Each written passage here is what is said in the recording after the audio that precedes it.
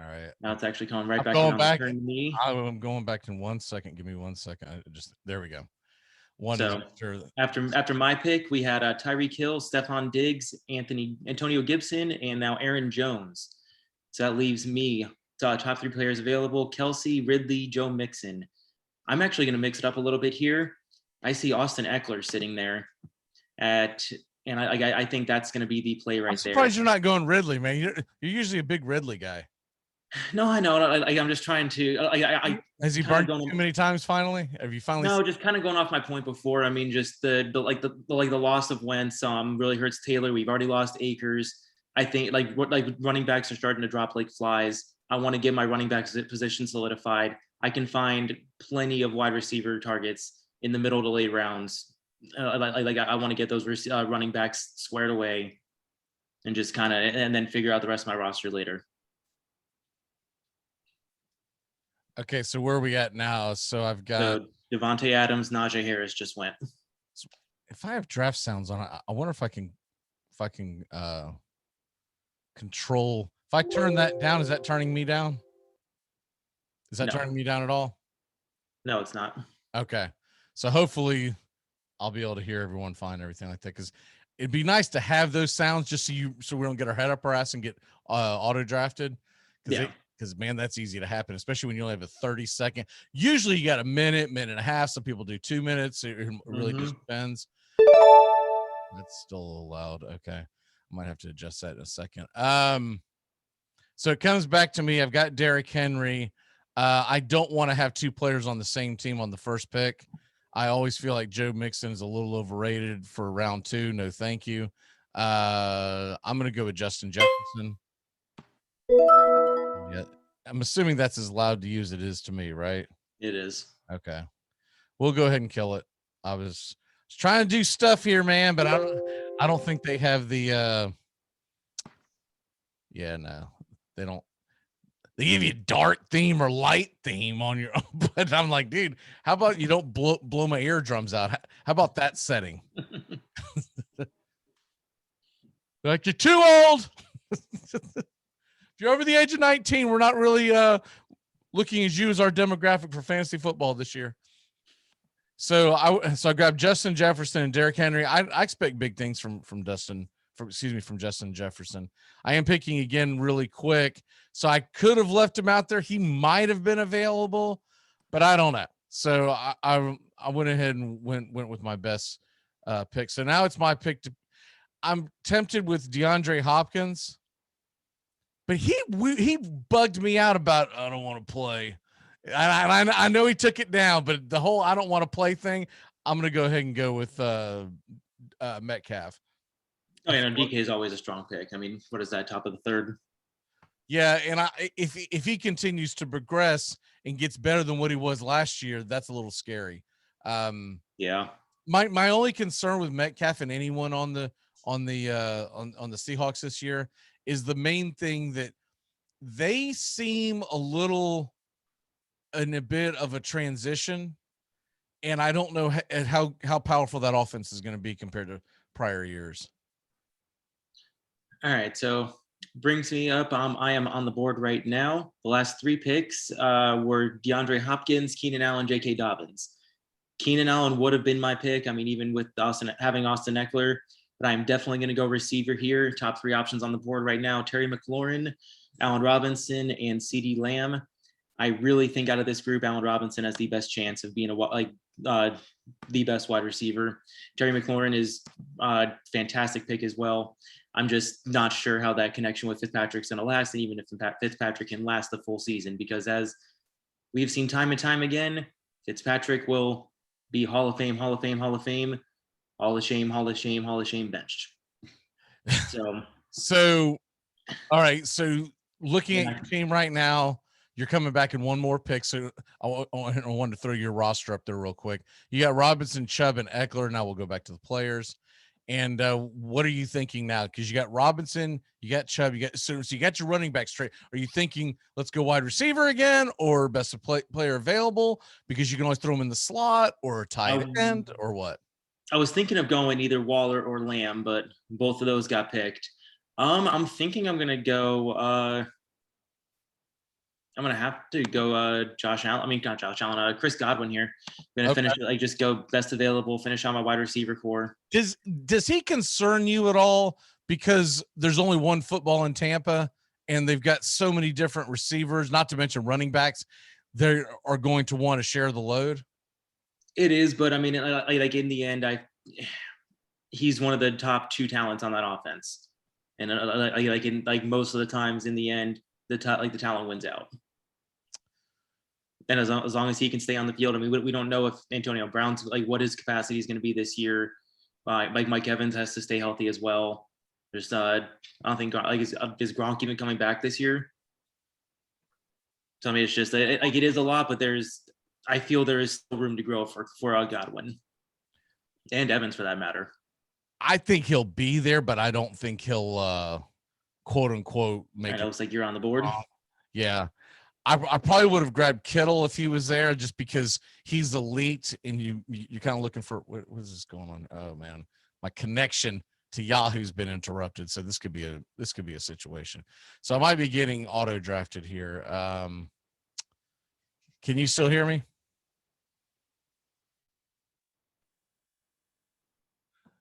Can you hear me? There we go. All right. I don't know if I'm connected to. Might have to connect back to the. It says you're in the draft still. I know. No. Okay. It says the damn live stream's still there. So if y'all heard me cursing, I apologize, but I got pretty mad at what is this stupid thing? I'll go ahead and grab. See, I don't really like having 2 guys from the same. Oh God, they auto drafted. Oh my God. Yeah, like that. That's how I knew. Like the moment I drafted Miles Sanders for you, I knew you did not pick that player. Yeah, exactly. So were you? Well, I guess there's no way for me to know to look at it later. If we were still streaming that whole time, or it froze at 24 seconds with you on the clock. I thought the whole stream shut down. Comcast is just terrible. I mean, that's the short of it. Yeah. Short of it. The Comcast is just terrible. They're just terrible. All right. So I got 3 picks up. We're in the middle of round 5 right now. So my roster right now, I'm looking at Allen Robinson, Godwin as my receivers, Chubb and Eckler as my running backs. So actually, it's a pretty interesting group of players available here. I got Cooper Kupp, DJ Moore, Lamar Jackson, if I really wanted to jump on quarterback early. Then we have Myles Gaskin, Lockett, and Thielen. I will say I'm staying away from Lockett and Thielen. And see, Kupp and TJ Hawkinson just went. So that leaves me up with DJ Moore, Lamar Jackson, Myles Gaskin. Who would you go here? Out of that group, who would you like? And even throw in Travis Etienne, Deontay Johnson. Looking at your team, Robinson. So you need a flex, essentially, is what you're looking at, or Lamar. I think I'd go Myles Gaskin, to be honest with you. I like having running backs as a flex, but I could be talked into Lamar Jackson if you're looking for his. Myles, I went ahead and went Myles Gaskin. I mean, I am always trying to save a quarterback, but like Lamar Jackson, I in the 5th round, he just went. But I'm eventually going to have to fix the fact that I've got Miles Sanders as a running back because I don't trust that guy at all. I mean, that is an absolute dumpster fire, but I don't know if I'll draw. I don't know if I'll fix it this round. I'll see what's available. If there's something better available, then I'll fix it the round after, but I can't. And thankfully this is a mock draft, but I can't go into a damn season where this is going on. Oh, I know. All right, and then like this one's going to be bold, but round 6, I love the value just because I know I'm saying bold because you don't like the player that much. I'm going to go DJ Moore here. I think he's really going to break out with Sam Darnold there, someone that can actually throw the ball. Well, he'll finally have a quarterback, so yeah. I mean, look, I've never been against DJ Moore, the player per se. I've always said that if he was sitting in another city, well, he's essentially now in another city because he's got a real live quarterback. I still think the jury's still out on Sam Darnold, and he's shown flashes of brilliance. So I don't think that's a terrible pick. I see that you've given up on the Tyler Lockett theory, though, because never did I think that I would see you take DJ Moore over Tyler Lockett. No, I mean, like in the 6th round, it's just more of a like we've seen that we saw last year. DK Metcalf really took over that offense, and I mean, especially with Curtis Samuel heading out of Carolina, I think that just opens up even more picks for DJ Moore. I saw actually you just went Mike Davis there. Oh, I see what happened. I haven't been paying attention. I didn't realize that our share wasn't still on. So let me do that again.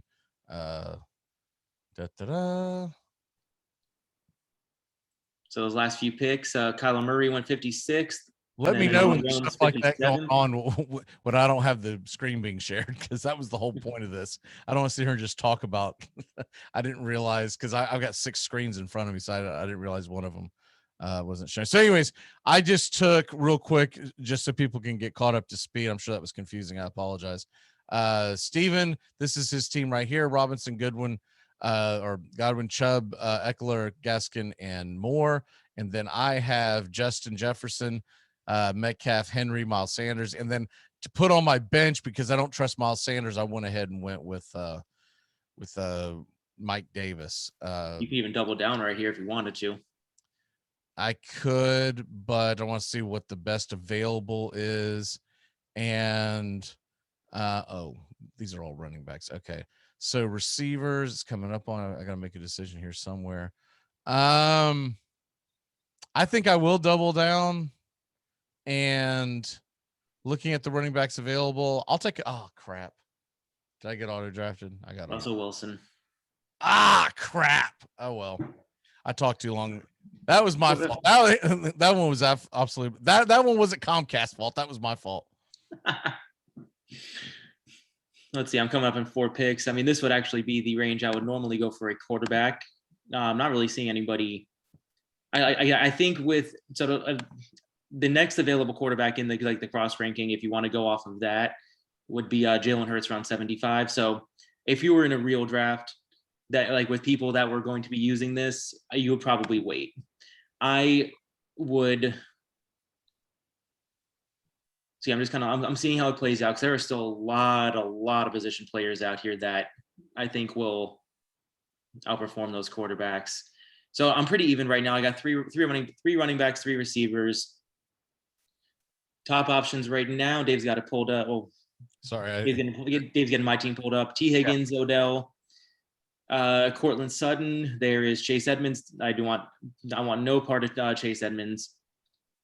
I think this year, I think right now I'm going to stick with top player out there, T. Higgins. I think he's like, even with the addition of Jamar Chase, I think he's still going to have a very, very high volume in that offense. That I think it's just like, especially in PPR leagues, I love the value there in the 7th round. One of these weeks, we're going to have to try doing a salary cap draft, as they call it now. They don't call it auction anymore. This is stupid. Yeah. Everything's getting cancel culture. But anyways, the problem with those, they take a long time to do. So we're going to have to do like a short league, because if you, I did this last year. I don't even know if it was one that we went live. I think I recorded it, and then it took so damn long, I just scrapped it. But if you go like a 10, 12, 14 team league on the salary cap, man, you're talking about an hour and a half, 2 hours almost. Especially if the people you're in there with don't have their act together. So we'll try to do that in the near future, but we might have to do like an 8-team one just to be able to get through the damn thing. Okay. So your picks recently, you went with. I went with T. Higgins and Damian Harris. Okay, gotcha. So my team looks okay right now. Let me pull up my team real quick so people they can't see everything I can see. I always forget that. Wilson, Jefferson, DK Metcalf. I mean, it's not terrible that I got the combo. I just would have waited on a quarterback. And then this thing here got me sidetracked. But at least I have some depth. What I'm looking at now is probably best available player, because if you look at the best tight end available, there's nothing there that's got me jumping up and down, right? So I can definitely wait on that. So I'm going to go to my flex, and the best ones available. I'm probably going to go with the guy who, look, I love this guy right here, Raheem Mostert, but my God, he can never stay on the field. And so that's always a concern with me. But if he's my 4th running back, I don't worry about it as much. So I think I'm going to go ahead and take the best running back available, because when it comes back to me in about 4 picks, I'm going to grab the best wide receiver available. No, I mean, I definitely agree there. And I mean, one thing to note with Mostert is, I mean, I don't know if you paid attention, but Trey Sermon went about 20 picks before him. So, I mean, as far as we know, and as far as like for what Kyle Shanahan usually does, he is not really one to throw rookie running backs in right away. I still think that Mostert's a starter coming out of the year.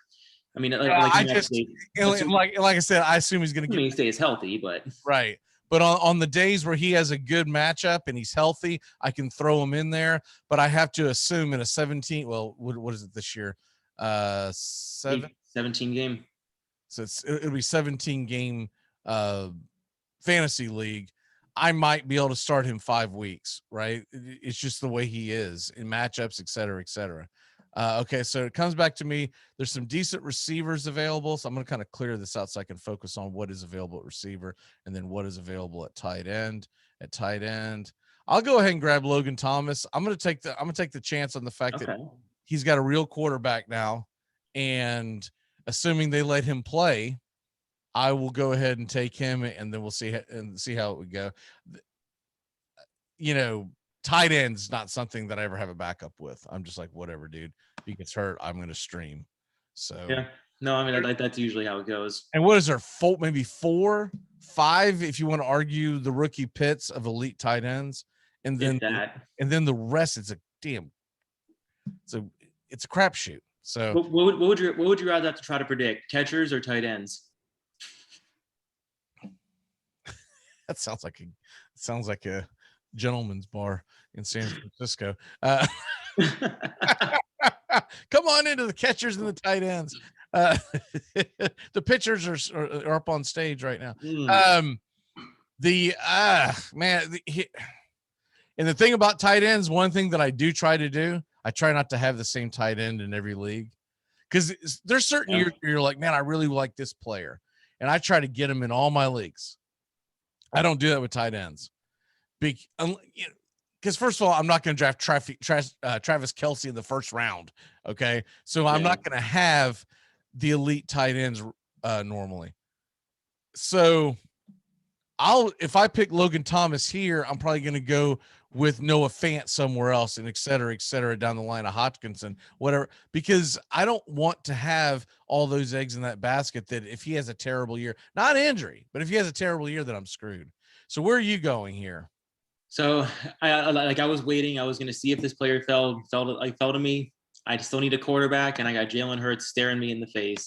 The rushing upside with him is immense. Like they just drafted Devontae Smith, his former college teammate. So the chemistry is already there. I think we're going to see a big breakout year for Hurts. It will be interesting. It should be exciting. If nothing else, it should be exciting to own Jalen Hurts, right? Oh yeah. If you're watching the games and actually like locking into the games, and you want to have fun, having a Jalen Hurts, having a Kyler Murray, those are fun guys to watch. It's not really fun to have Andy Dalton. Yeah. Well, I was gonna say someone with a little more pep in their step, but that's more of like it's not fun to have Tom Brady, right? Yeah, he's gonna be solid, but he's not fun to have because he's not exciting to watch. He just goes out there and wins, but he doesn't run around the field. So that's one of the things I like about fantasy quarterbacks is I do like the running quarterback.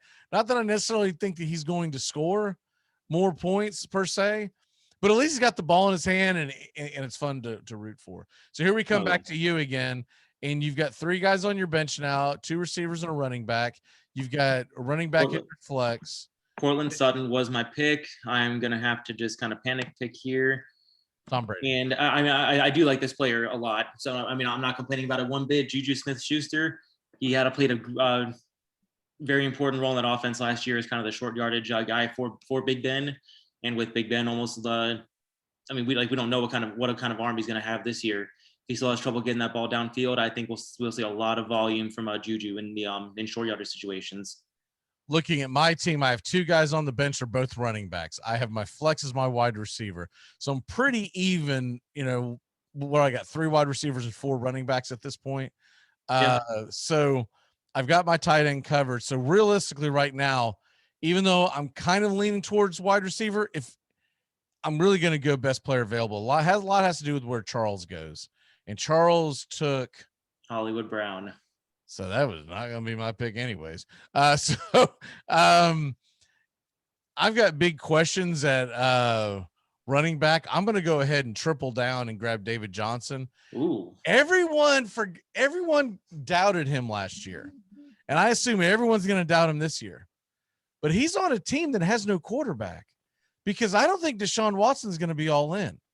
And so if Deshaun Watson does play, okay, that just means that you'll probably get more of the same from David Johnson, because the guys they brought in to compete with David Johnson are not taking his job. Philip Lindsay is big. Ingram has seen much better days in his career. So that's my term. We agree there.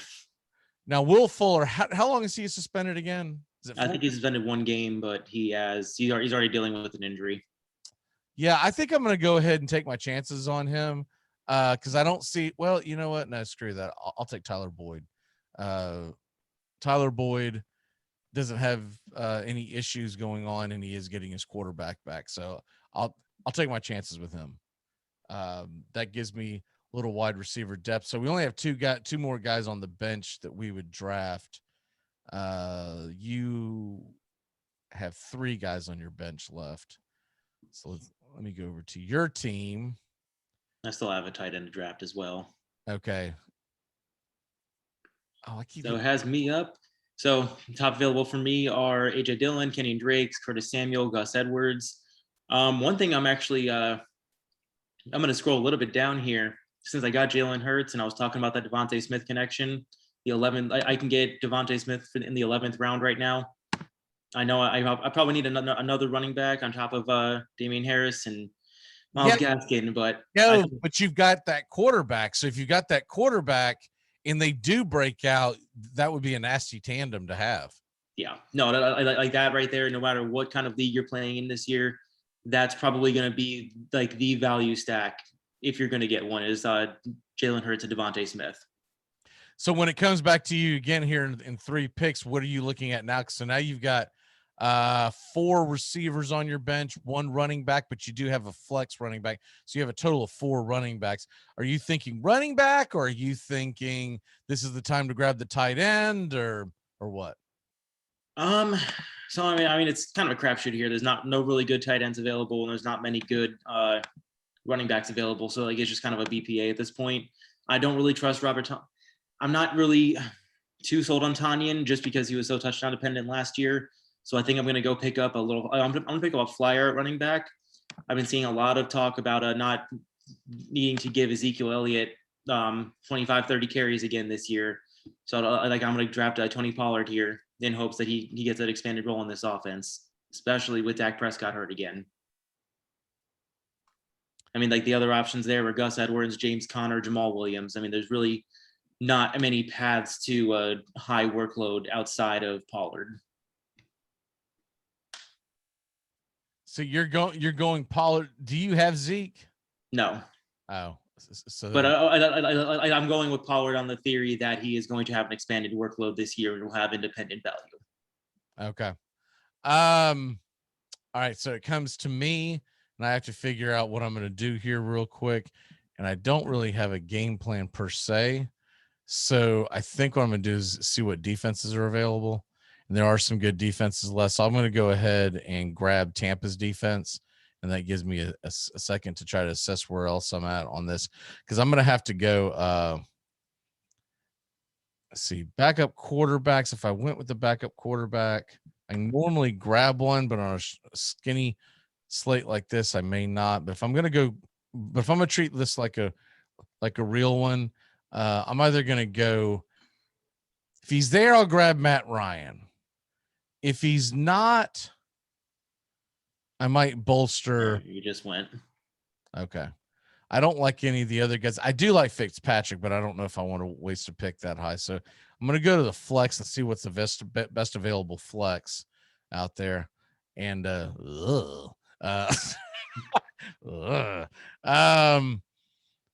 this point, when you've got I've got a lot of running backs, I think I ought to go just best wide receiver at this point. Antonio Brown, I don't like that. Devontae Parker he's tempting, but I don't think I'm going to go with him. I like Corey Davis going up to where he's at for the Jets. I think they're going to air it out, so I'm going to go ahead and take a flyer on him. Okay. I almost went with Pittman. I would have gone Pittman if Wentz was still healthy. Like, that would have been like without a doubt my pick. Another guy that caught my eye there is I'm more likely to grab Pittman because Wentz isn't healthy. You want Jacob Eason throwing them those passes? Anybody, man. Wentz is terrible. He's not anybody. We saw Rivers do it last year and it wasn't that good.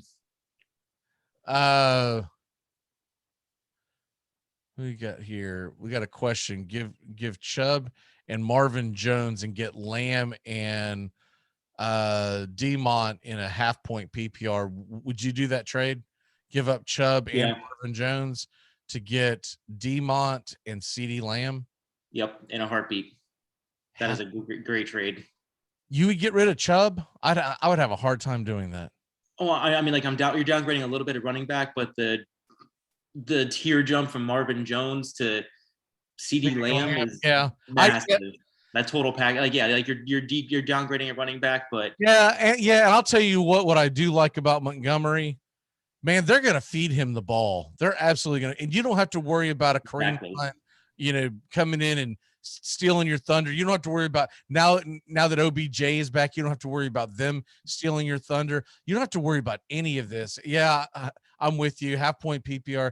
Give me Lamb because Jones. I know there's a high upside with Jones that people are thinking because he's going to Jacksonville to reunite with his old coordinator, but I'm not taking that leap of faith. They still have DJ Chark, right? He's still the guy. I mean, they still have DJ Chark. They still have Chenault. They James Robinson. They just drafted Travis Etienne. There's so many mouths to feed in that offense now. And also, what you're trading out is you're trading out a rookie wide receiver. I mean, excuse me, a rookie quarterback for Dak Prescott coming back. So I like my chances better with CeeDee Lamb. Yep. I think. And I'll be honest with you, Chubb may not even be an upgrade over Demont. By the time you get to the end of the season, you might be looking at going, thank God I had Demont. And I mean, like even if Chubb comes out ahead, I mean, like you may be looking at Chubb finishing 9 and Demont finishing 11. So I mean, it may not, like you're saying, it may not be that much of a difference. So see, my team's coming up here. I got auto drafted.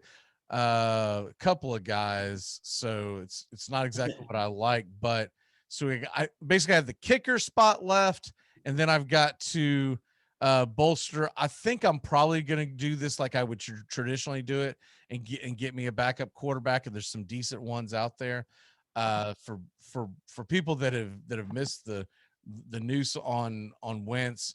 He has a foot injury, but they're not expected to be season ending. But when they say, don't worry, it's not season ending, that means, holy crap, don't draft him, because what the hell does that mean? Right. So, I think what I would do is back up Baker Mayfield. That's not a terrible backup.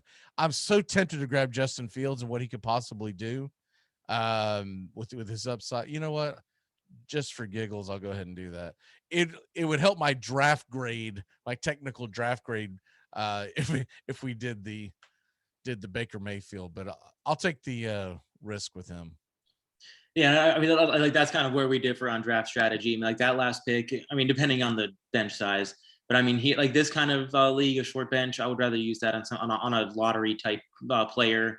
Just so like someone you get on your bench that you just have a feeling will not be available very early into the season. So, I mean, like a couple of guys that would have. I'm doing this on one of our traditional rosters. Typically have more than a 6-man bench. It's usually between 7 to 9, depending on the draft on the league. So I'm doing it that way, and there really isn't anything out there that I wouldn't be able to pick up on the waiver wire down the line. And I like having a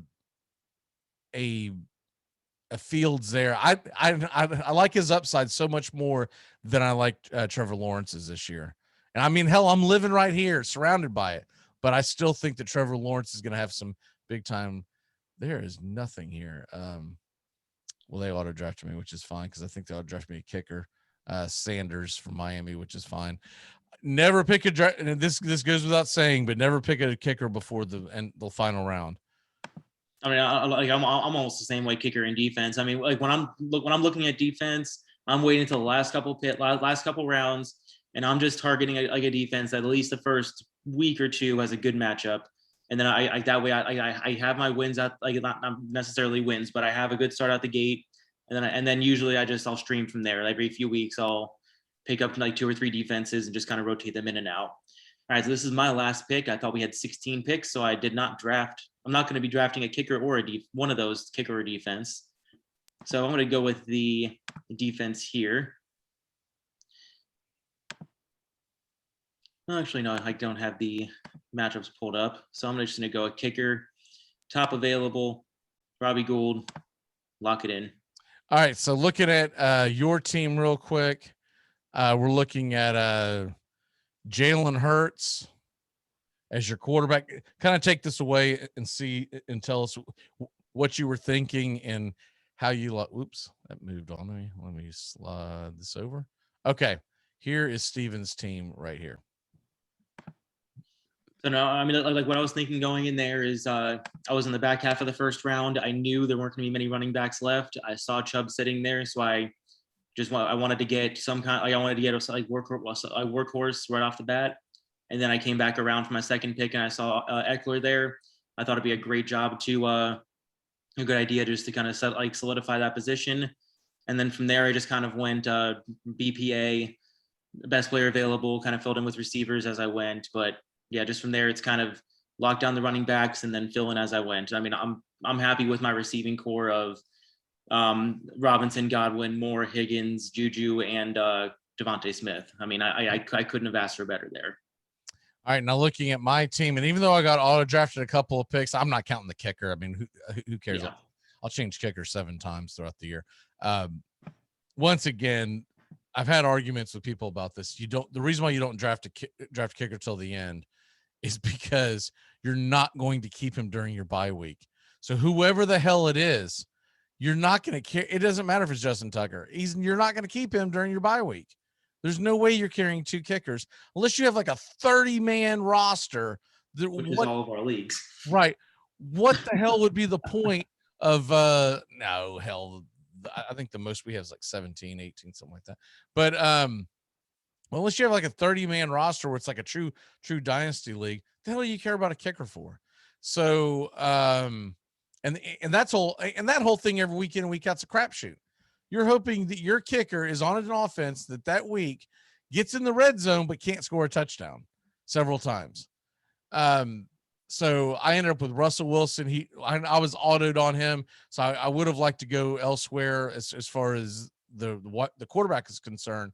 But starting out the draft, I got Henry and Jefferson, and then DK. And then the internet went out for 30 seconds and they gave me Miles Sanders, which is just terrible. So that's why I came back and grabbed Mike Davis and Mostert and David Johnson to give me some depth at running back, which is actually pretty good considering how deep this league is for me to have that stable of running backs. And then wide receivers, Julio Jones, I don't know what to expect from him this year, to be honest with you. He could light it up, and he could also be Captain Decoy. So I really don't know what to expect from Julio Jones going into a new offense, but I don't think he's going to be terrible. So I got him as a flex. Metcalf and Jefferson are pretty good wide receivers in their own right, obviously. And then if it doesn't work out with Julio, I do have Tyler Boyd sitting down there, who, when Burrow was healthy, is a hell of a wide receiver option.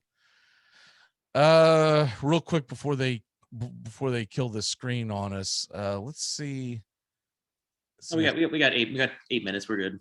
Right. I want to see if we can pull up. Well, I thought they would. What is standings? Okay, this is projected standings, but this goes off of specifically. They basically compile all your points. So if you went out there and drafted a bunch of quarterbacks, you'd be sitting at number 1, right? That's essentially what that is. So this does not compile Well, it averages out each week what you would average, and that's why Steven got hurt big time, because he doesn't have a defense. So they're going to compile him as having 0 points for the year. But looking at teams, let's look at the draft results, the standings. Charles and Francis have the top 2 teams according to Yahoo. So let's see what Charles and Francis actually have. Francis Starting receiver is Chase Claypool. The other one is Charles's. Okay, so we're sitting on Francis right now. He's got Brandon Ayuk, Jamar Chase. Those are some big question marks. They could pay high dividends, but those are big question marks. Yeah. For that to be your starting receivers. And then your backups, Tyler Lockett and OBJ, who's coming off big injury. Even being auto drafted, I don't like his team over mine. I can tell you that right now. But that's the great thing about fantasy football is everyone's going to have 19 different. And see, Charles, Patrick Mahomes, Kamara, Darrell Henderson, who should have a really big role. Ronald Jones, I'm not sure about that, but he did handcuff him with Leonard Fournette. But I'm with you. Claypool as your starting receiver could be a big, big stretch. I don't know if I'm digging that or not. Not at all. I mean, his only backups. I mean, he's got Judy, but he obviously went very early with Patrick Mahomes and Travis Kelce. Right. So he's got Mahomes and Kelce and Kamara. So that's where he's going to lean on. Cooper could have a bounce back year with Dak being around. It's a solid team. I don't know if I would necessarily like it over one of ours, but it's a solid team. All right, let's go ahead and get out of this because we need to get into fantasy baseball before we run out of time here. So switching gears a little bit, try to get the fantasy football out of our head, which is always very difficult to do. Let's go back into fantasy baseball. We talked about the trade deadline, which was huge. But if you look at what that means for fantasy wise, what does that mean for, give me a couple players that you're like, okay, their situation has now changed. What you got for us? So 2 of the top closers in baseball, actually, Liam Hendricks and Craig Kimbrell. I mean, they were arguably the top 2 closers in the game, and now you got them both on the same team. Who saves there? Who closes out games? Is it a committee? Is it one or the other? Is it? I mean, it completely, like especially in category like in roto leagues where you need those saves. It really kind of throws a wrench in your plans. So I mean, I'm going to be hitting the waiver wire and looking for saves like really, really hard. One guy that's jumping out at me, Heath Henry for Cincinnati. He's done a really good job this season. I touched on him a little bit a couple weeks ago. He's still sitting at 48% rostered, so he's still out there in a good amount of leagues. Gregory Soto has been getting some saves recently for Detroit. I love him out there. What about situations where Rich Rod goes to the Braves and who's going to pick it up for Pittsburgh? I think it's just going to be a committee out there. I mean, I was looking at that situation. There was no one that really stood out from that bullpen where it's really clear who's going to lead it right away. I think they're going to give a few guys a shot, and just whoever can sticks. I'll tell you something else that's going to be huge is anyone who has Jacob deGrom is now screwed, because but if he comes back in time for the fantasy playoffs, which is a big if, your team is going to be in trouble. They may not even make it. Right. Yeah. I've got him in our Roto league, and I mean, I've had so many guys injured. He's been taking up a spot the whole damn year, essentially. I know he's got a great ERA and whip when he's healthy. Well, my God, this guy's always injured. And not just this year. He really does worry me long term. He worries me long term that he might just be one of these guys, even though he's incredible when he's healthy. He just may not be built to last. And it's a shame because baseball, even though I'm not a Mets fan by any stretch of the imagination, baseball's better when Jacob deGrom's on the mound. It just is. Yep. And I hope for a recovery for him.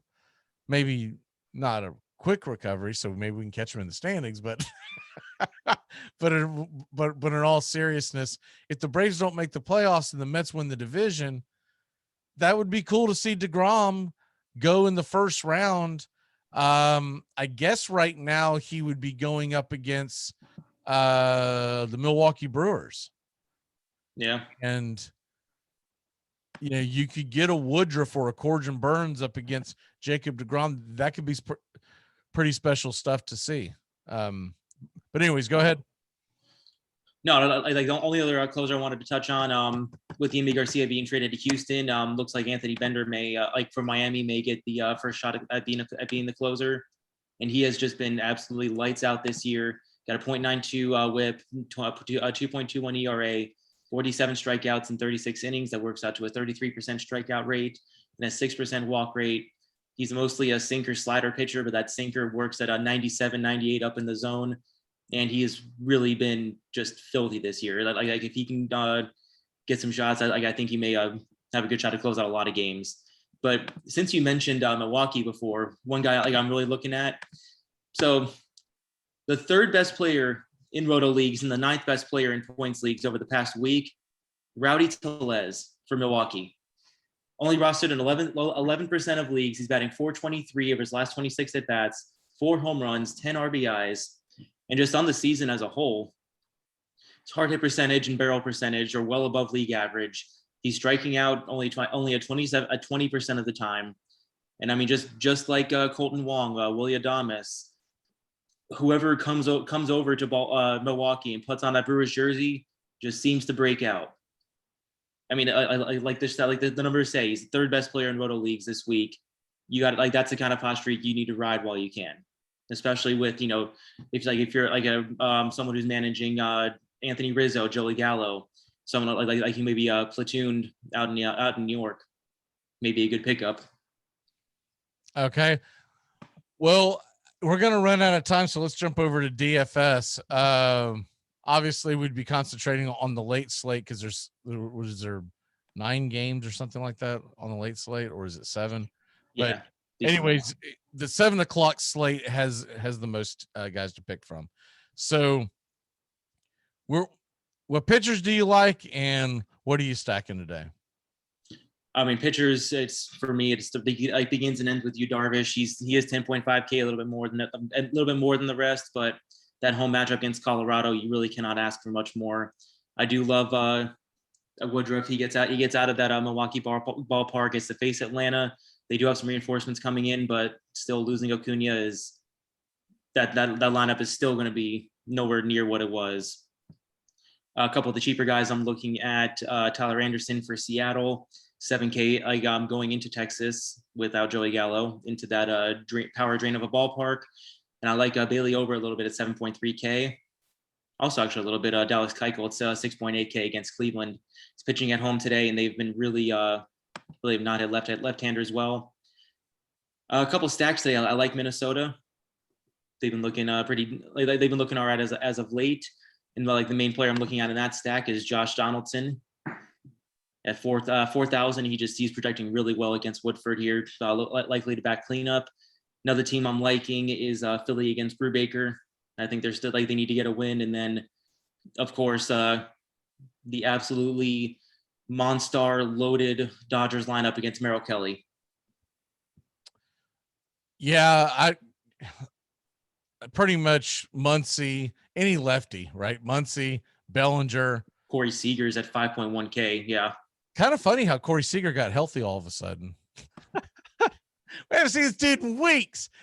Trey Turner gets traded to the Dodgers. Hey, dude, I can play. I'm good. Let's go. Come on. Let's rock and roll.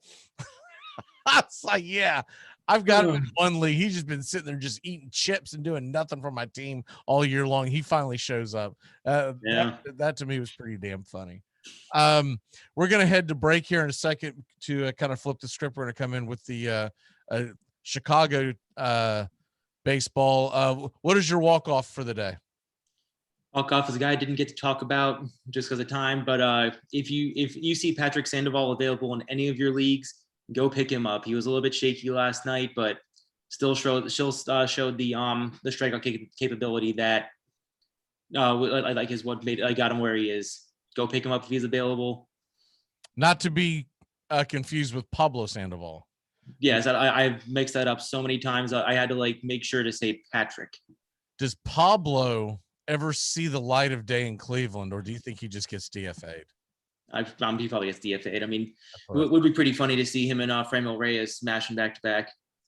I would like to see if he gets DFA'd. I would like to see the Braves offer him a position as some kind of a coach and just be like be their new be the new DH in Atlanta, the designated hugger. He can sit and stand at the end of the bench and just put the panda thing on and hug, because the locker room did like him a lot. But look, when you're hitting 182 since May, oh yeah, you can't flailing around. I'm gonna miss him, but I wish him well. I hope he ends up back in the Atlanta organization somehow.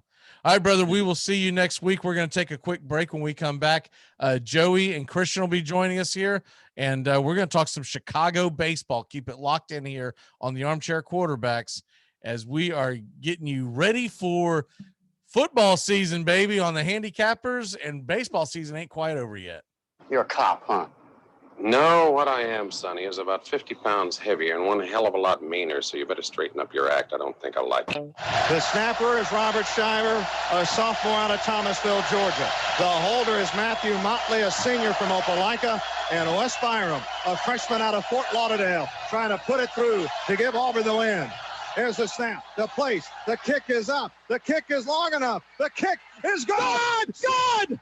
See you later, alligator! Tigers win, 20-17! I hope Lee Corso and Kirk Street never pick Auburn to have a chance again. Being number 2, being number 4.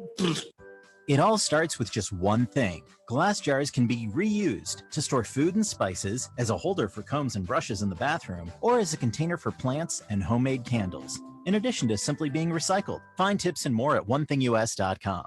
Tom has been a teacher for over 40 years. One day, I think one of the students had asked the question and he didn't remember the answer. And I also noticed that he was letting his class out earlier than they were supposed to let out. I was really starting to worry. Levi and I talked about how it would change our lives, but he was there beside me.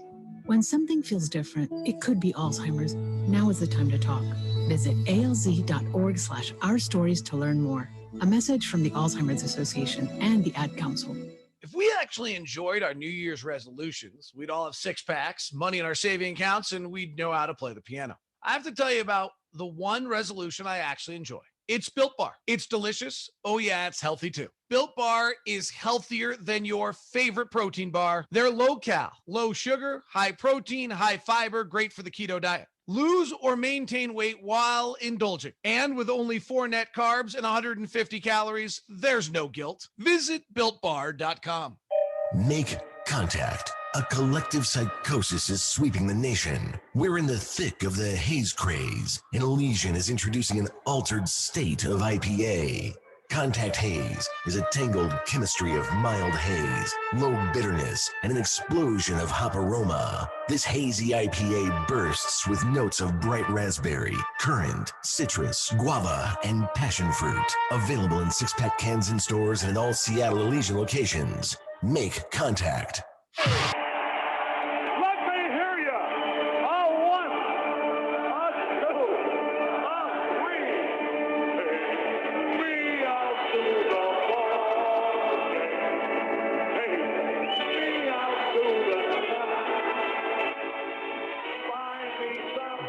Morning.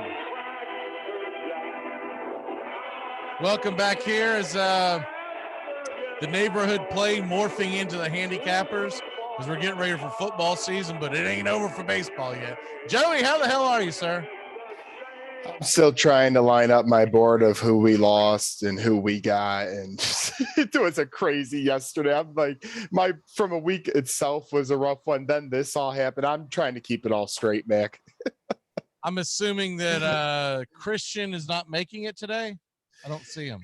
You know, I haven't heard from him in a while. I know he's been out in Tennessee working, but between Cubs and Sox, man, we got enough to keep us going for a while. Yeah, that's fine. And if you're game, we'll do another fantasy football Absolutely. mock draft. We may not be able to set it up because I didn't get it organized, and that's on me. Damn, Comcast went out in the middle of the first hour. You just wouldn't believe. But it looked pretty cool. I like the setup you guys got going, how you can kind of see the, players and that stuff, and you get a little visual still of you guys. I like that setup. I think it's going well. So what I think I'll do is I'll find us one to jump in, and then you and I will just debate who we pick and Okay. go from there. And then next week we'll do one where you're going in and you're picking and I'm picking kind of thing. But let's before we do that, let's go ahead and talk about the Chicago baseball landscape, because man, did you look? I did not think Kimbrel was going to the White Sox. Of all the teams, I had him out west. I thought the Padres were going to up their ante once Scherzer went to the Dodgers. I figured they'd say, that's fine. We're going to continue to build on our bullpen. Daniel Hudson, as good as he's been, is not Craig Kimbrel, right? And I thought if he didn't go there, if he didn't go out west, that he would definitely either be in Houston, Boston. I did not see the White Sox, and so wrong on that deal. But on the flip side, sir, I feel like y'all got a pretty damn good piece out of that.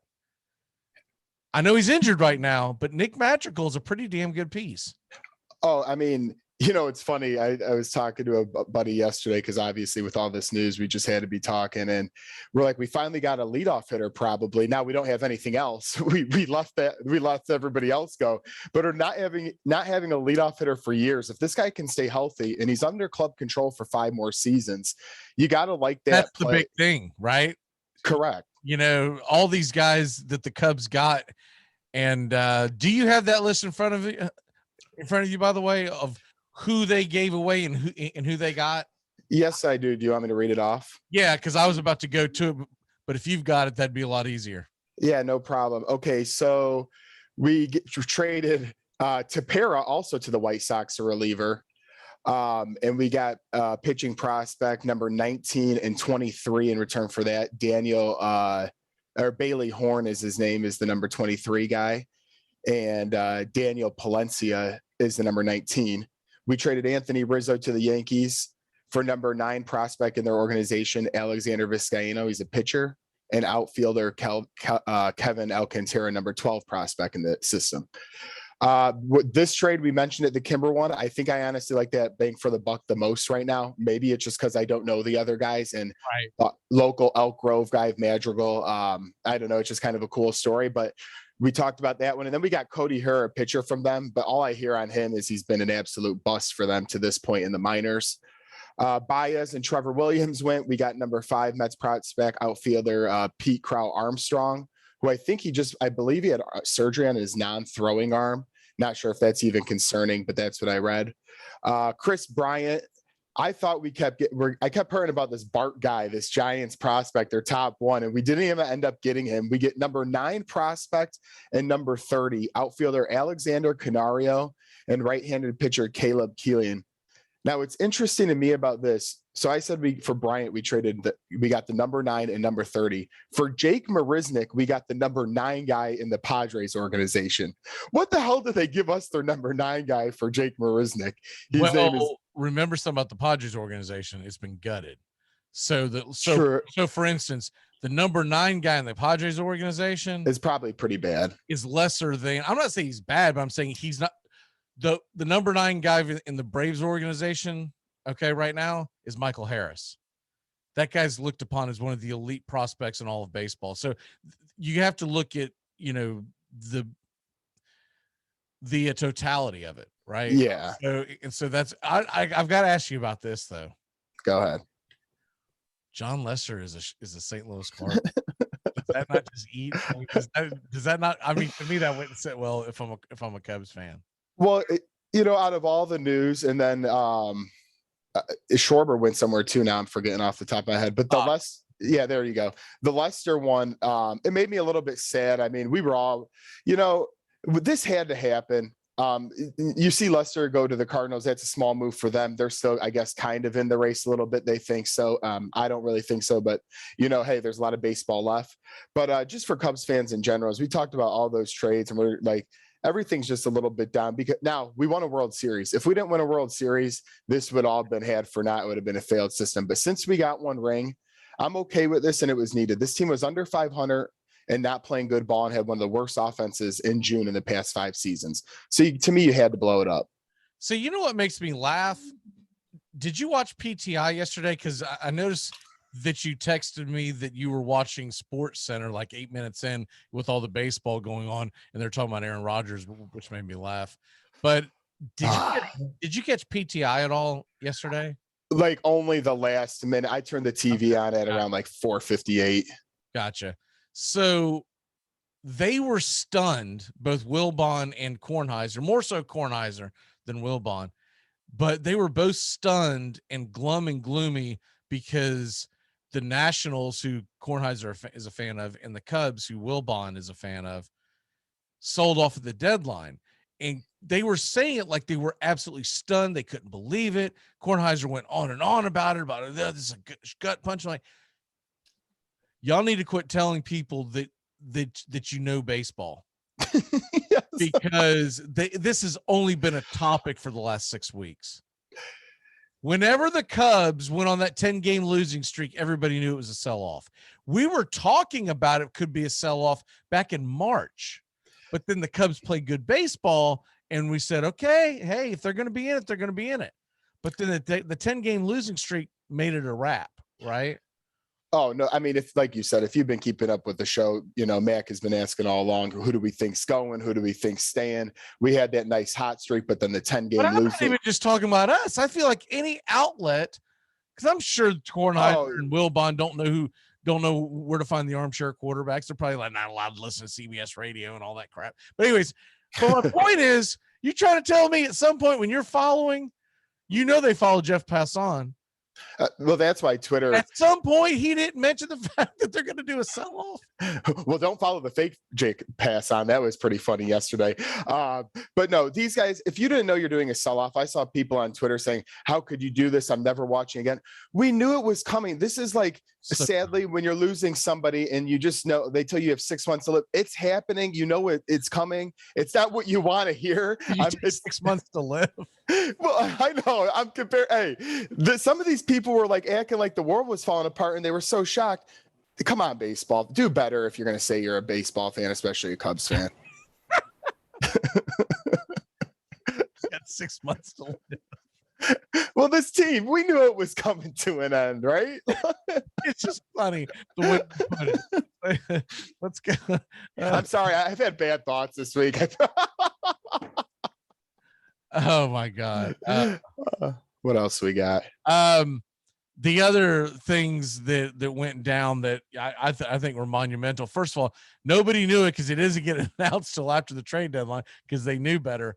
But Jacob deGrom, for all intents and purposes, is out about a month. Best case scenario. That's best case scenario. We're talking about him making his first start sometime first week of September, and that's if everything goes right. And I mean, everything has to go right. You can't get, some Bobo situation where it doesn't go right. It all has to go right. So I think the Mets are in bigger trouble than people realize. How much are they up on the Braves games wise, about roughly? They are, by the way, I just put us into a league, so we'll be cool. In 6 minutes is what it's showing. So the Mets are 4 games in front of the Braves, 3.5 in front of the Phillies, because everybody lost last night. Braves missed a golden opportunity. They got a 4-0 lead on Colbin Burns, and then Tuki Toussaint, who looked very good his first few starts back, he just imploded in 1 inning. He basically had a really rough inning, and Katie barred the door. So the Braves lose, but the Mets lost, and the Phillies lost. And so you've got about 60. What the Braves are really looking at for honest engine purposes, if they can get within 1 or 2 games of the Mets going into the final series of the season, it's in Atlanta. You're going to want to be, honestly, you would love to be dead foot tie, right? Mm-hmm. But I feel like you have to be at least within 2. Because if you're asking for a sweep, now obviously, if you go in there down 2, then you're having to sweep regardless. But if you sweep, then you would win the division. If you can get within 1, which is where the sweet spot's at, then you just have to win that division that weekend, and then you would force a 1-game playoff. Right? So, since I know you have your Braves country, but it's the weekend, and I wasn't able to listen to the first part if you mentioned any of it. Did you like the moves in totality? I know it's Cubs Sox, but did you like what the Braves did? Yes, and I believe that people are being kind of goofy with complaining about them not doing more, because we're a team that's not very good right now. We're a team that's missing our most dynamic player. Sorry, I keep checking the clocks so I'm not over talking, and all good. But nobody wants to look at what I'm looking at. I mean, this is a boring room to be in. Once the room opens up, I'll share it. We're about to do a mock draft, the second one today for people, and this one's going to be a 12-man draft as opposed to the 10 that we did. We just have 1 pick, and I thought I clicked 6, but it looks like we have the 7th pick, so we're right in the middle of it. Okay. But as far as the Braves go, they added Soler, who's been hot recently. He's had a terrible year, but he's been hot recently. Remember, this is a guy hit 48 home runs in 2019. Oh yeah, so good for fantasy. So he's got the ability. They added Adam Duvall, who was a clubhouse favorite and was on a tear last year in Atlanta. He's doing pretty well this year as well. Doesn't hit far on a high average, but maybe he's got pop. So you add 2 really good outfielders. And then the other kid, the Rosario, he won't be with the team for about 2 weeks because he's coming off the IL, and they're going to send him to Gwinnett, to get ready, et cetera. But they've added 3 really good bats. The Rich Rodriguez is the biggest move for Atlanta, because now you have a guy that you can put in the back of the bullpen. Now we're not putting out some clowns in the 7th inning. We've got Rich Rodriguez, we've got Chris Martin, and as flawed as he is, Will Smith has only blown 2 saves all year. So that's a pretty good punch. I would say you're probably going to go to Martin in the 7th, Rodriguez in the 8th. If it lines up differently and all their lefties are coming up in the 8th, then hell, bring Will Smith into the 8th. I don't know if he's got that kind of ego. That's my only concern with that. But I think the Braves did well. They didn't give up much. The only name that anyone's going to know that they gave up was Bryce Wilson. They gave him to the Royals for Soler. Bryce Wilson to me at best is a number 4 starter in his career. I contend they should have turned him into a bullpen guy. I don't know why they never tried it, but it is what it is now. He's gone. They're holding on to Kyle Wright to make a trade with him when the market sees him higher. Right now, he doesn't have it's a stock you don't want to dump because you're not going to get anything for it. So I thought they did really well. I was surprised by the Red Sox only acquiring Schwarber. That's all they did. I thought the Yankees did great. I thought they did a fine job. I was a little surprised the Yankees didn't add more of a starter than Heaney. But I think Heaney's going to be a middle relief guy for them, like a piggyback. Yep. Because when Severino is going to come back, they're going to bring him back much quicker than they normally would, because they don't have time to stretch him out because he had his setback with his groin injury. So they're going to try to bring him in as an opener. I believe the Yankees are going to bring him as an opener to try to go 2 or 3 innings the first several times out, and then stretch him out, and hopefully he gets there by October. So I thought the Berrios was a head scratcher for me. I was surprised that's where he ended up, but look, Toronto's being aggressive, even though they don't have much of a chance of making the playoffs.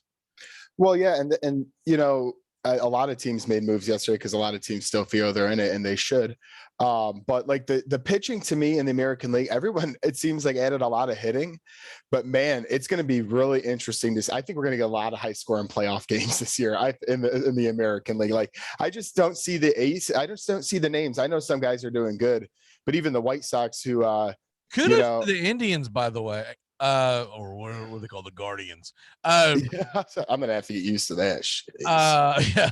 Phil Matan got them Miles Straw. That's a pretty darn good get. It really is. I was shocked by what the hell the Cardinals are doing. I mean, they're bringing in Lester. They're bringing in Hap. They're acting like they're actually doing stuff. They got rid of John Gant. So they obviously have given up on him. But Hap, Lester, and you're 11 and a half games out of first? What the hell are we doing? Yeah, honestly, you're not going to even get more butts in the seats at that point. Nobody wants to see too much of that anyway. So I just don't understand it. That's why I'm glad what the Cubs did, not this in between stuff. It would have drove me nuts. Oh wow, okay. So we are a couple minutes away from. There you go. There's the clock. I like the fact that I can adjust this to make this right if it's a screen more seeable. Yeah. Last week I didn't realize that was an option, and we had like this.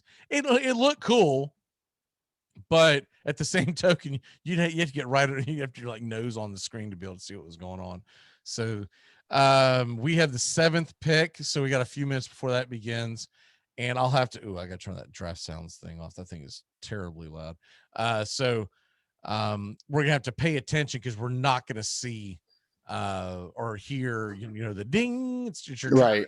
Because there's no way for me to turn it down. I tried every way to turn it down, and it just comes blaring in. So we'll see what's available there. If they go on a running back run, well, anyways, let's go ahead. Any PPR involved? Any PPR involved?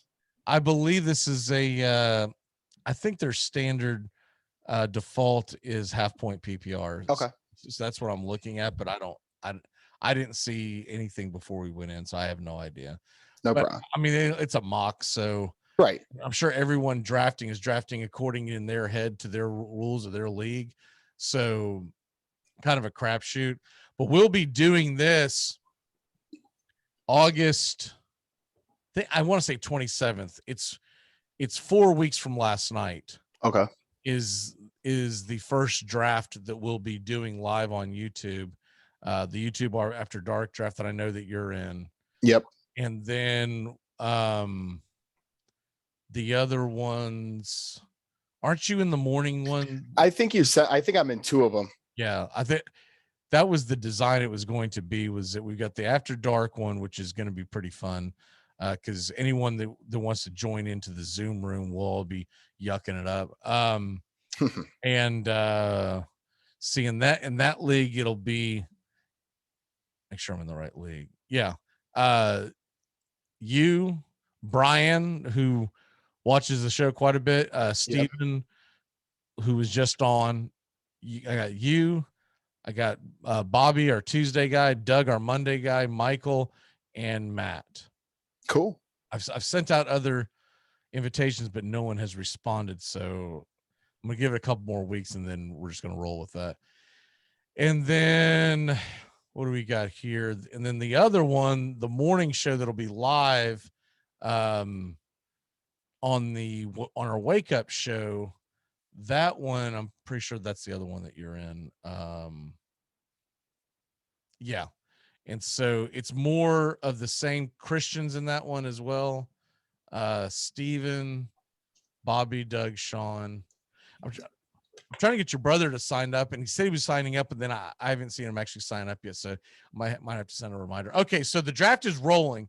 We got wow, we're up. So McCaffrey, Cook, Kamara, Ridley, and Henry. Look at who's top of the board. 5th. Oh my God. So do you want to get your boy Jonathan Taylor? If you're went. He's already gone.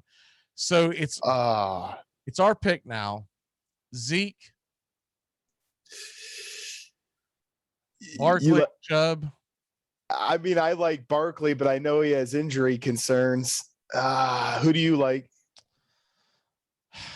Either Chubb, Chubb's the safe play. He's the safe play. Okay. That's fine with me. All right, Chubb. Zeke is intriguing, but it's got to be boom or bust for him and Barkley. I feel like they got to have big years. And I hate that feeling of drafting a first round draft pick going, hope he's good.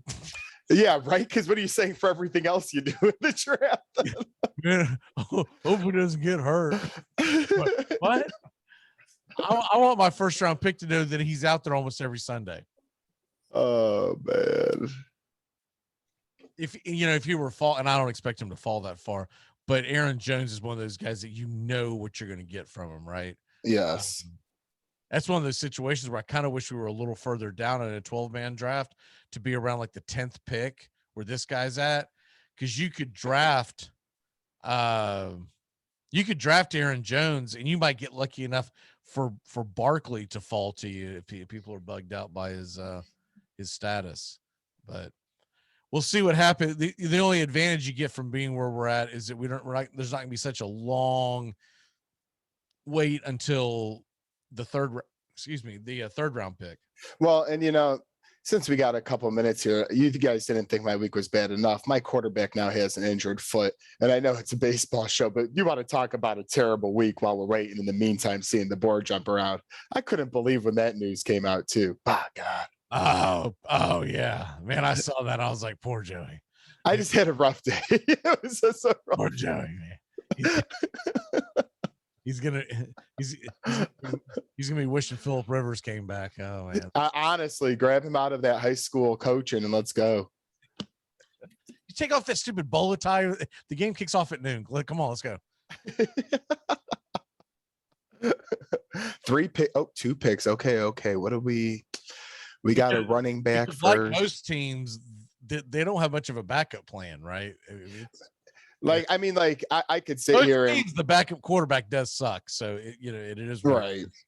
At least ours is young, I guess. So maybe if he's something, but right. Okay. This is what we have available. We're going to assume it's a half-point PPR.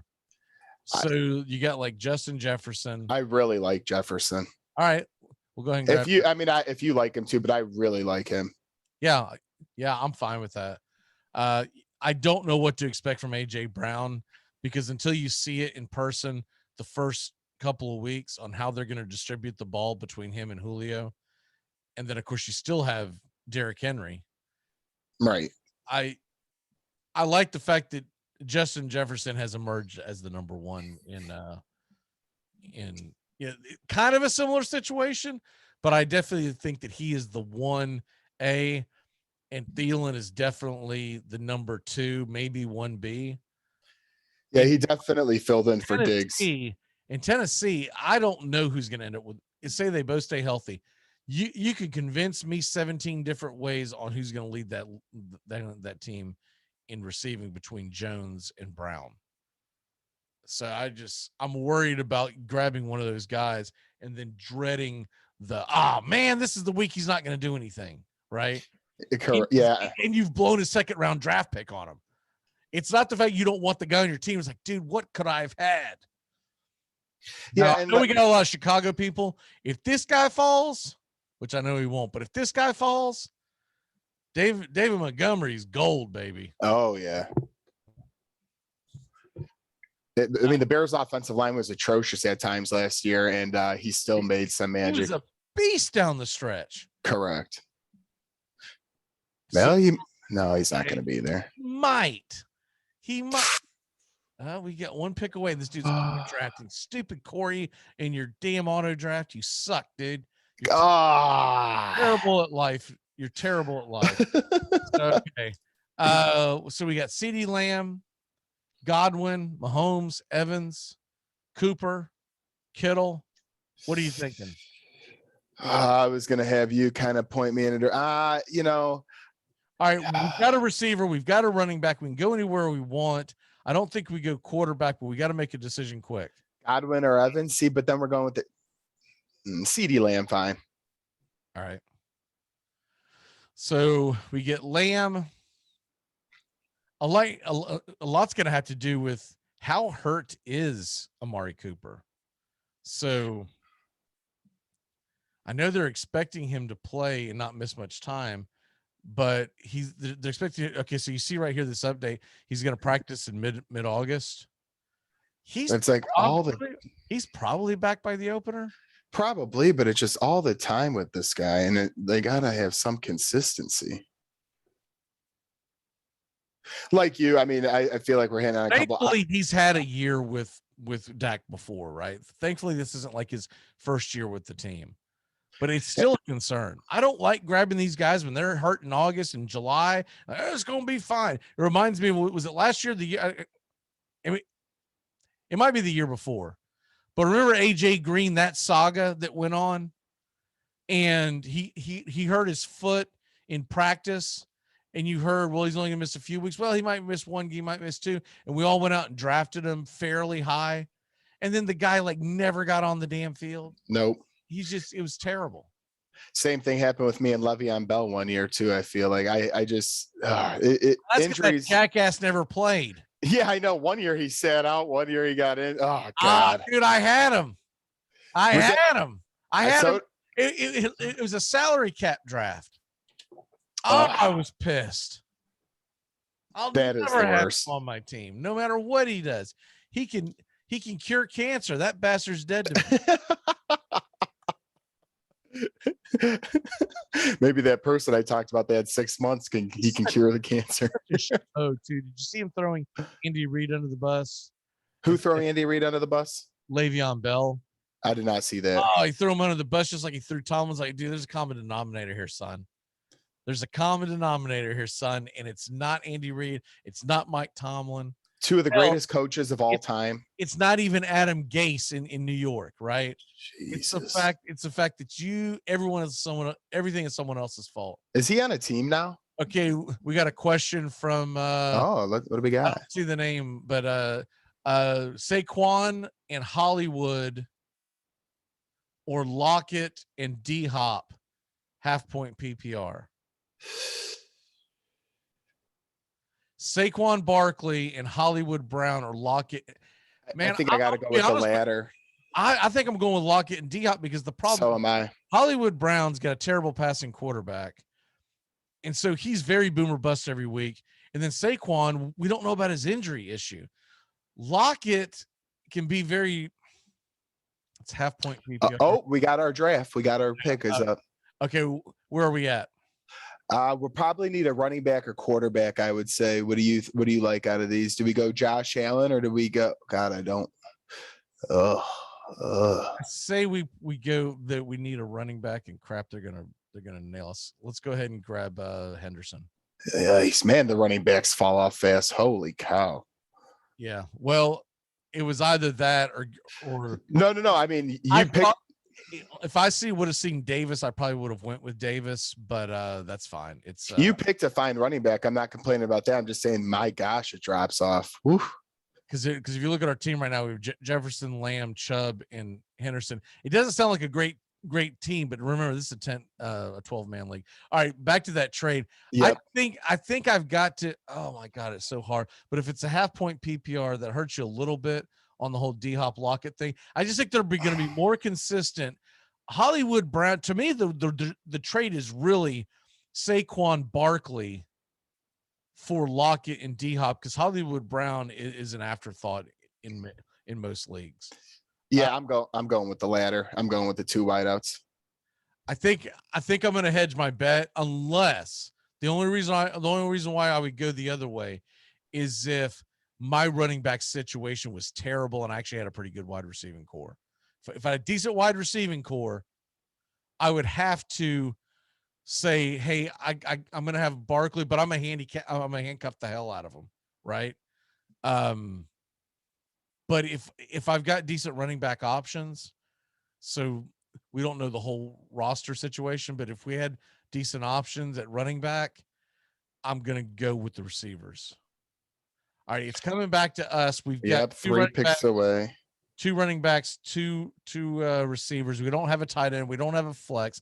This is a 12-man league, so you don't have to have as deep and as impressive as a roster as we had in the first draft. By the way, we will be here every Saturday until football season starts, and then we'll be here on Sundays from 10 to noon talking fantasy football. We're going to talk about picks against the spread, and then we'll get into a little bit of actual games themselves.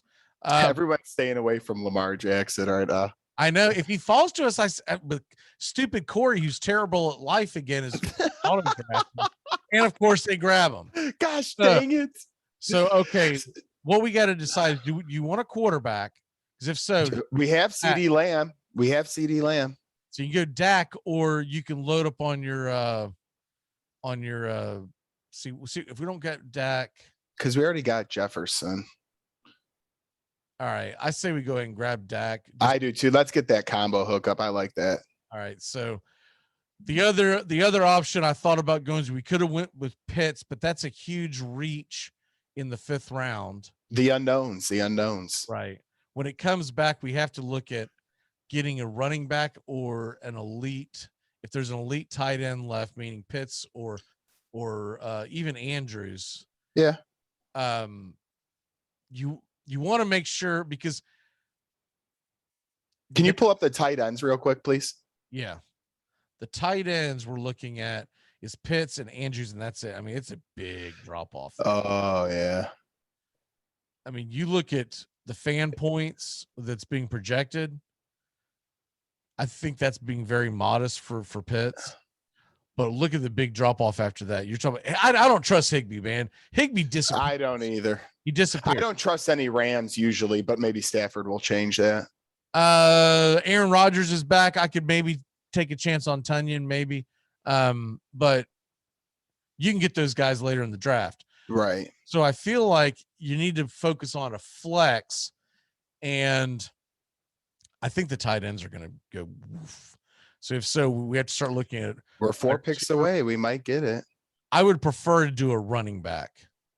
Okay. I don't like wide receivers as a flex typically. This is the guy that I'm looking at, Javonte Williams, the rookie. See if there's better choices.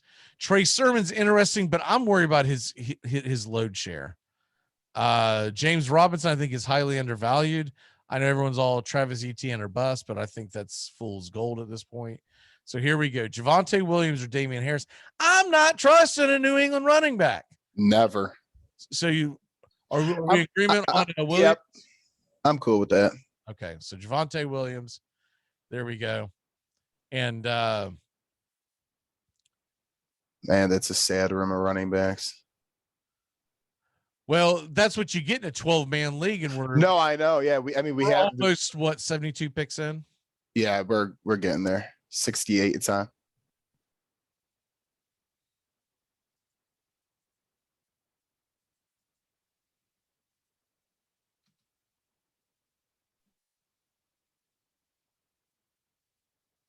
$11.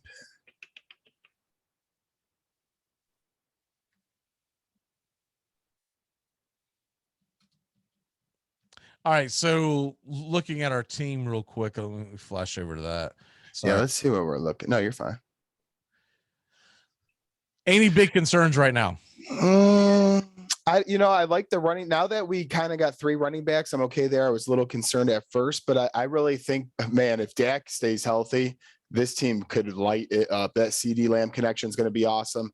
Jefferson taking the deep balls, Chubb's consistency. To me, if Prescott can ball out, this team could ball out. Sorry, I was responding to our viewer just in case he didn't hear what we said.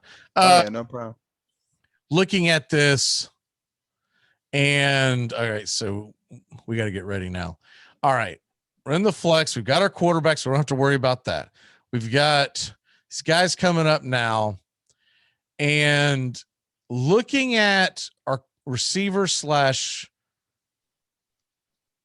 who is jumping off at the board at you? Juju just went. That's the guy that I was thinking. We got 20. I kind of like Chase Clay. I either like Chase Claypool and Robbie Anderson. It depends on what Sam Darnold does, but I'm gonna go either, if I had to choose, Chase Claypool or DJ Shark, I think. Okay. Shoot, we got auto drafted. I knew it was gonna happen. We ended up with Robbie Anderson. Hey, I'll take him. Like I said, it depends on Darnold. When we get there, you got to make quicker decisions because I can only click so fast. So when we get there, when we get to the next one, try to figure it out in 10 seconds. You feel me? No, yeah, I feel you.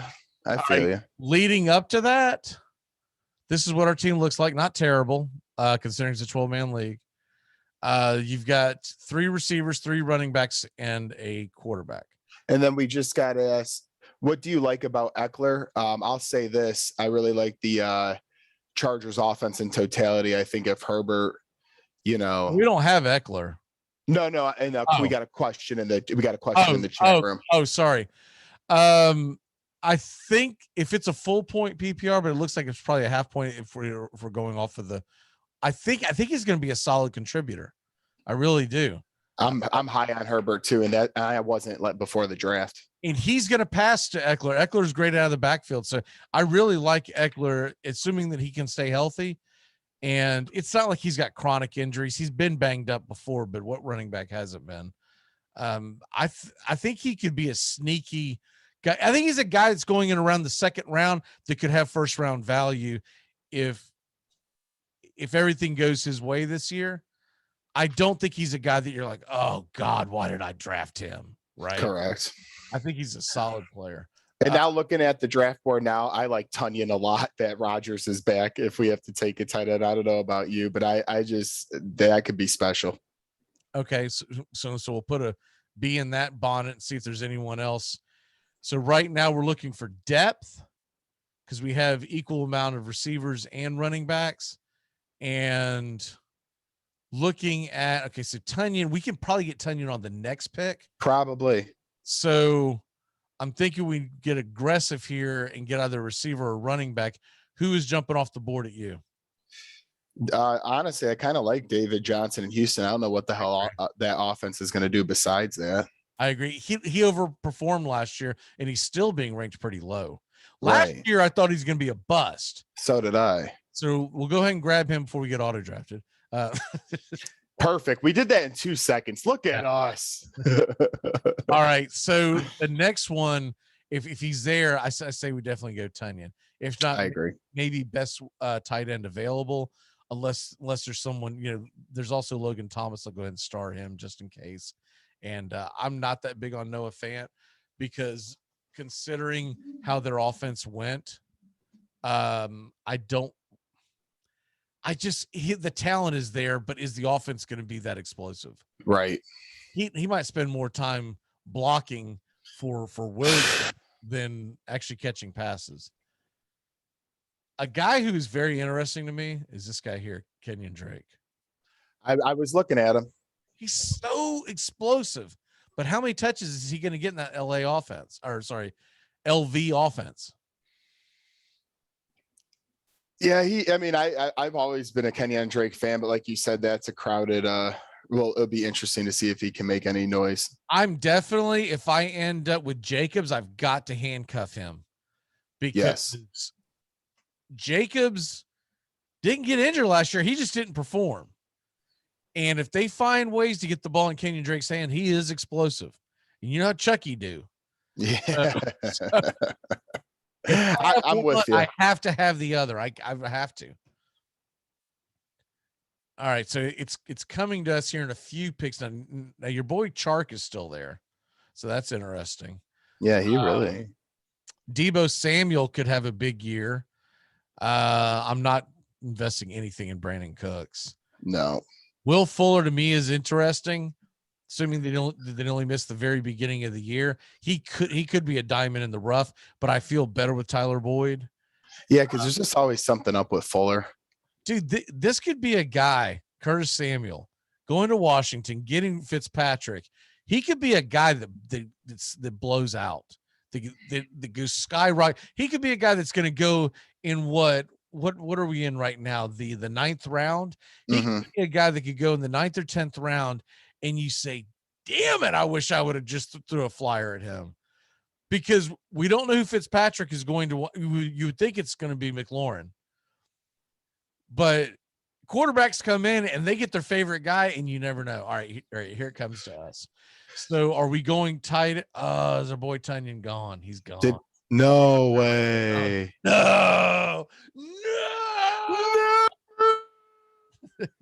All right. So we're going to have to go either tight end or why don't we just choose one of the top 2 receivers if they're still available? You could choose between one of those 2 guys. We could do that. Now, Logan Thomas, his upside is the fact that he's getting that new quarterback. True. I don't mind. Then What else? Johnny Smith is interesting, but man, I don't trust Belichick and what he's going to do. Cole Kmet is interesting. So if you like him or you like Ferkser then we can punt the tight end till later in the draft. Yeah, let's punt a little bit. I don't even know what they're going to do. Like Hunter Henry intrigues me. Gronkowski, you never know. I'm fine with that. Let's get one of the receivers. Okay, I like that. This guy's very interesting too.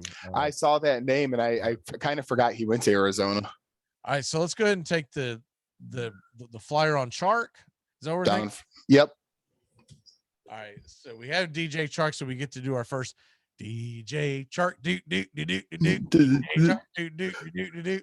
Hopefully he comes back. He had a terrible year last year, but that's the Minshew had a terrible year. Hopefully he gets used in Urban Meyer's new system. That's that offense could be explosive. I want to see some excitement in Jacksonville. I want to see some high scoring. I don't really care if we win much this year. I just want to see games that are intriguing. That first game of the year, though, with all that being said, they're playing the Texans. Man, we got to win that one. The Jaguars might put up 40 points that game. I think the Texans are the worst team in football. Yeah, anybody the who worst locker room. It's got to be a terrible locker room with old creepy McCreepy. 45 rape charges or whatever the hell's going on with him, man. And that story still stays. It's like, what? I mean, come on now. They got to make a decision on that. What is he going to get suspended 8 games or something? I mean, it seems like they're taking care of that stuff off the field. I will say this: when it comes back around to us, we might need to get some running back depth, because if Darrell Henderson does Darrell Henderson type things and disappears for quite a bit, David Johnson's a big risk. What's the running back room looking like for us in the free agency? I mean, in the draft. Sorry. So the running back room is you got a lot. Hey, our boy. You got Drake. I'd like to find a guy that had more of a starting role, but I just don't think you're going to get that. One thing you could do. What do you think about? You could handcuff. You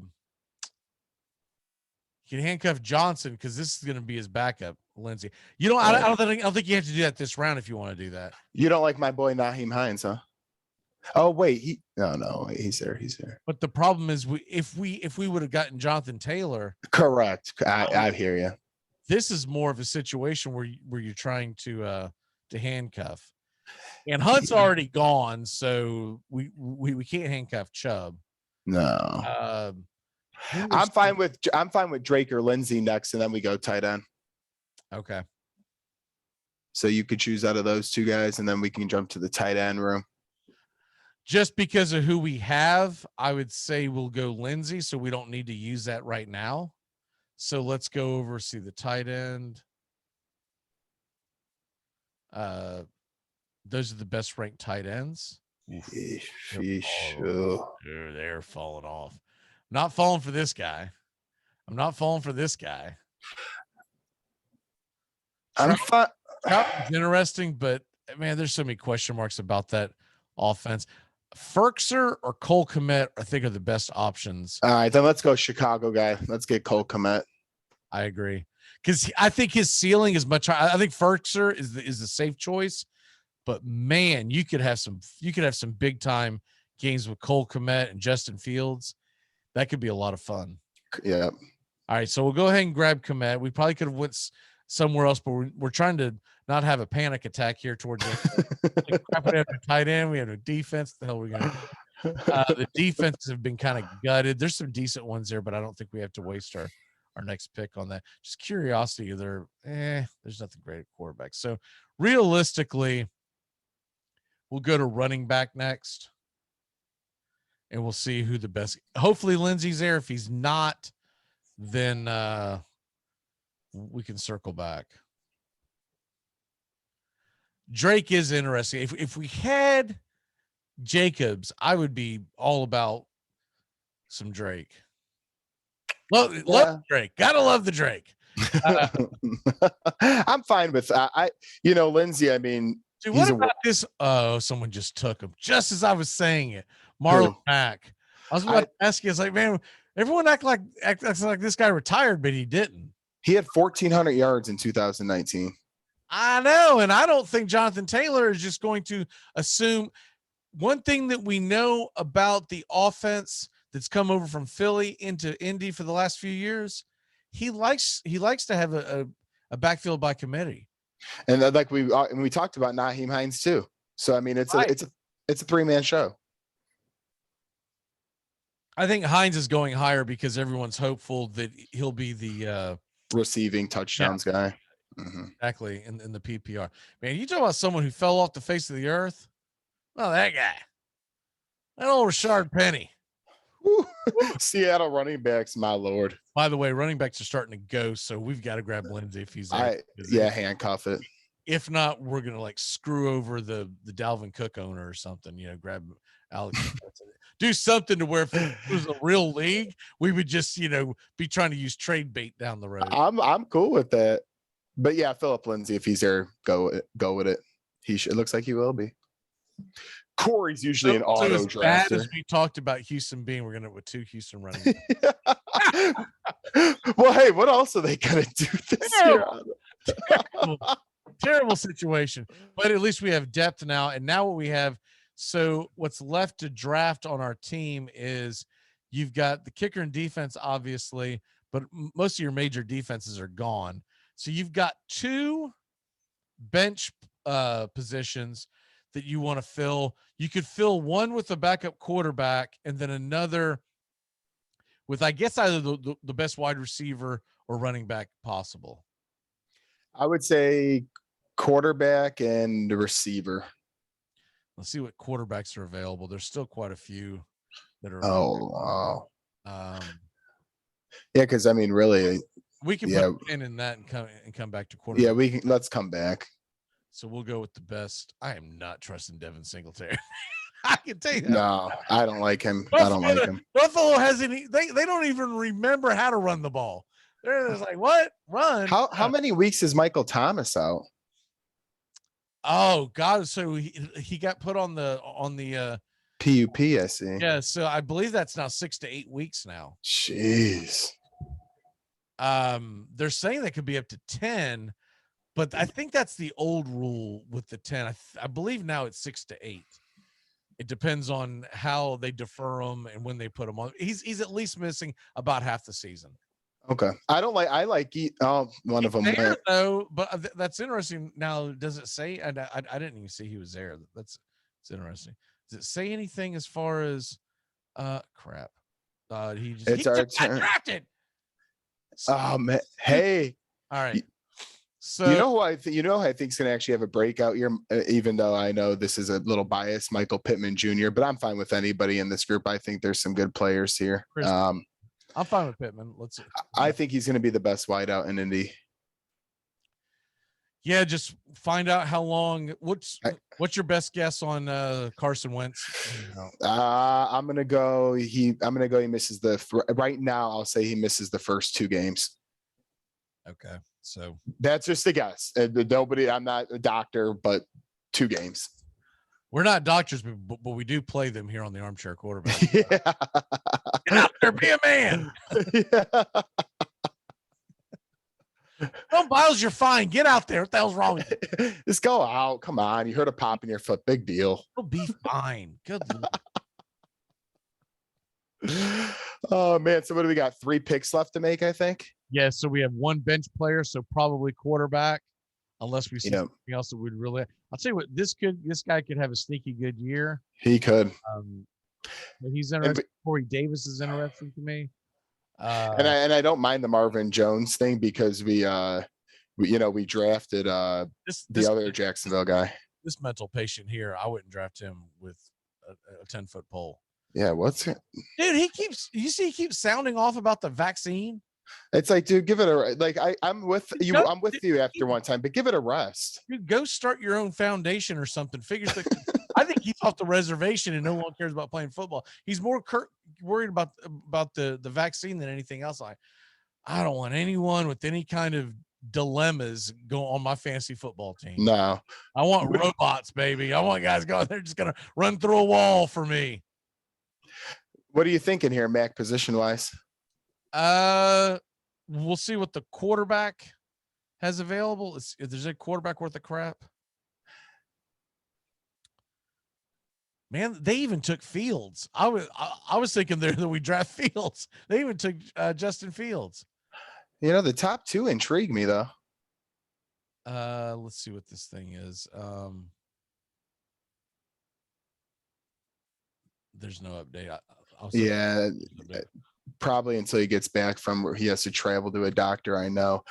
What about this guy? Rock and roll, baby. Let's go. The young little. Hey, our turn's next. GTS.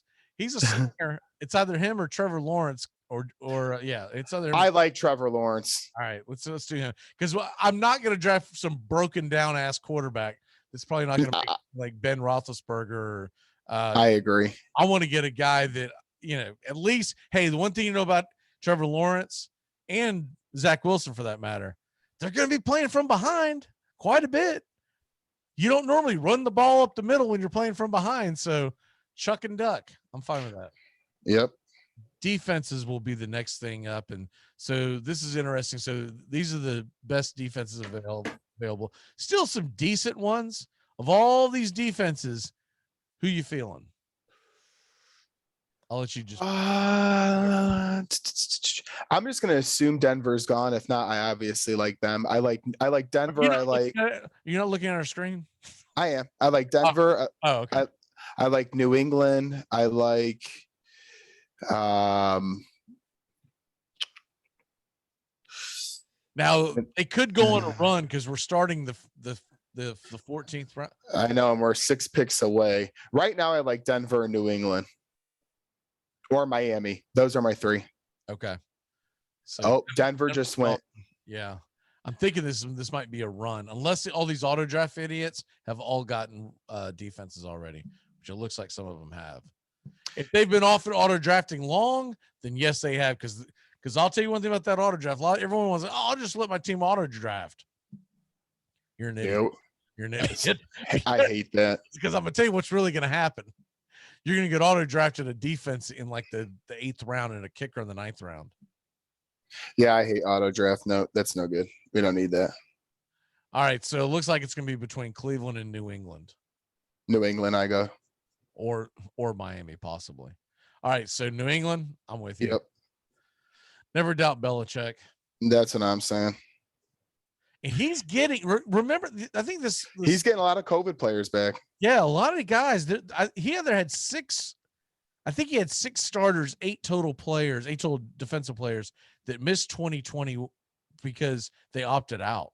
Between that and investing money in that team, especially at tight end, I think they could be back in a playoff spot. Yeah, and Cam Newton can hold the clipboard because my boy Matt Jones is going to be rocking and rolling, baby. By week 5 or 6, that's going to be his team, bare minimum. Okay. Belichick's not going to watch Cam Newton skip the ball across the ground for another 17 games. He's just not going to do it. He's going to get the hell out of here. It was unfair because I really got rushed into it. What? But you forgot to throw? How to throw? What the hell are we? But I'm a year older, so I should be better. No. That's not how that works. What do we got left? Kicker? Yeah, kicker. No one cares about a kicker. Ugh. Suck up if he's there, but he'll probably get auto drafted. Is your boy Blankenship there? Oh, Blankenship's still there. I like any of those top 3, really. They'll probably be there because Captain Auto Drafts will probably already have kickers. True. So I'm fine with Blankenship because he's a pretty good kicker and he kicks in a dome. Yep. God, if you would have just not missed that one against Buffalo, that still stumps me. But yes, he had a really good percentage for a rookie last year.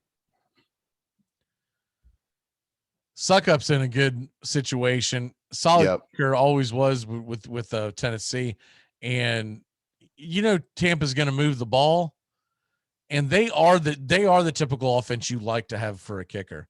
One that's good, but they're not really great, and so they'll get in that red zone and they'll score. But on a typical Sunday, they might have 3, maybe even 4 field goals. I agree. So we'll go with Blankenship. Just Yeah, you're being a nice guy. Thanks. I like the flag back there in the background. Is that is that for George W? Actually, what the? What is the picture behind you? So if you can see, this is actually a pretty cool weight. Okay. For a Cubs World Series, it's actually a pretty cool. Oh, cool. Okay. My aunt made it for me, so I'm trying to set up my room, as you can see a little bit with some stuff here. You guys will football season. I'll have a full thing in the background. You can count on that. I don't know what that means, but we don't need to see your full thing in the background. No. The full, geez, I mean the wall display. Oh, the pictures on the wall. I'll have some things going. Yeah. We don't need the Leaning Tower of Joey picture in the background. Nobody wants to see that or talk about it. All right, so this is probably a good time to just about end the show. What is your walk off for the day, sir? I'm just going to relax this weekend. I'm just going to say a general statement. Everybody, we're getting towards the end of all the sports and we're getting into football. Take some time, enjoy the family, get outside while you can. And if you have a pool, get in one. That's my walk off. That is where I'm heading. I've actually got swim trunks on right now and it's about 90 degrees outside and it's sunny. I'm jumping in the pool. My walk off for the day, for those of us who haven't given up on the baseball season, because we're not Cubs fans, I'm going to watch. I'm going to give the Braves, man, another couple of weeks and see if they can get hot and make it interesting. If they fall off the face of the earth, the team that scares me the most, we didn't talk about this earlier, and they usually choke, but dude, the Phillies did some things. They brought in Kyle Gibson, Ian Kennedy. That alone was extremely impressive. And then I think the thing that's going to go under the radar is that they brought in Freddie Galvis. They brought him back. He's on the IL, but he'll be back in like a week. Not a great bat, but for people who haven't followed Philadelphia Philly baseball this year, they have atrocious defense in the infield. And he can play a very good shortstop at second base. He can even play third. I think that might be a key. If Philly wins the division to get in the playoffs, and that's the only way anyone in the NL East is making the playoffs, Freddie Galvis might have more to do with it than Ian Kennedy and Kyle Gibson. I know that's a strange comment, but if you could put him in, he might be a guy you don't bring until the seventh inning every night. Say, all right, dude, we got a 2-run lead. It's up to you and Ian Kennedy to prevent a nightmare. Good luck. All right. Well, we're going to go ahead and get out of here. We'll see you next week, 10 a.m. Eastern to noon Eastern. The Handicappers all August long on Saturdays. Come football season, same time we're switching to Sundays. We'll see you. Adios, Mac. Great job.